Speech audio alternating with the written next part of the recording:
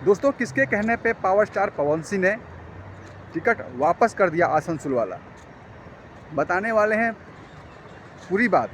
आप लोग वीडियो में बने रहिए और अगर नए हैं चैनल पे तो चैनल को सब्सक्राइब कर दीजिए, क्योंकि भोजपुरी के बारे में बताता हूँ और बड़ी अच्छा से विस्तार से बताता हूँ मैं। खबर ये मिल रहा है कि दीपक सिंह के कहने पे पवन सिंह ने टिकट को वापस कर दिया। बता दूं कि पवन सिंह बहुत खुश थे, उनको बस टिकट चाहिए था, सांसद का चुनाव लड़ना था और टिकट भी मिल गया, आसनसोल से तय भी हो गया। उन्होंने न्यूज़ भी देख लिया और बहुत खुश थे। लेकिन कुछ कारण हुआ कि वही उनके ऊपर जो गाने गाए थे बंगाल वाले पे, तो वो गाना का इफ़ेक्ट पड़ा। उसके बाद वहाँ के जो लोकल स्थानीय लोग हैं उन्होंने हल्ला मचाना चालू कर दिया और पवन सिंह को बताने लगे कि अश्लील गायक है।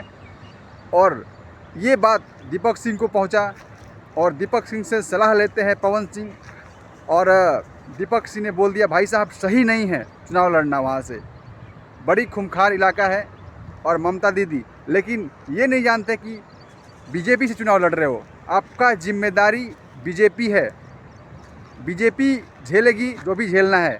लेकिन आप लोग घबरा गए और घबराने के बाद उन्होंने दीपक सिंह ने ट्वीट करा दिया एक कि आप ट्वीट कर दीजिए कि हम चुनाव नहीं लड़ सकते, हमें बिहार से टिकट दिलवाया जाए। तो बिहार से टिकट भाई बहुत मुश्किल है। पवन सिंह को टिकट मिल सकता था बिहार से, लेकिन जब नीतीश कुमार आए बीजेपी में, मतलब शामिल हुए एनडीए के गठबंधन में, तब दिक्कतें ज़्यादा बढ़ गई। बहुत सारे लोगों को टिकट जो मिलने वाला था टिकट नहीं मिला।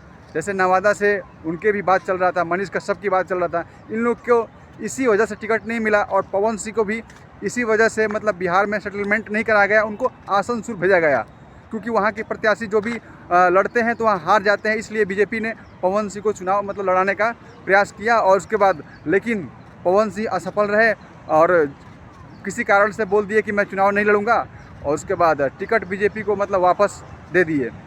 तो ये सब कारण है, इसी वजह से पवन सिंह बहुत सैड हैं, दुखी हैं और बाबुल सुप्रियो पर इल्ज़ाम लगा रहे हैं।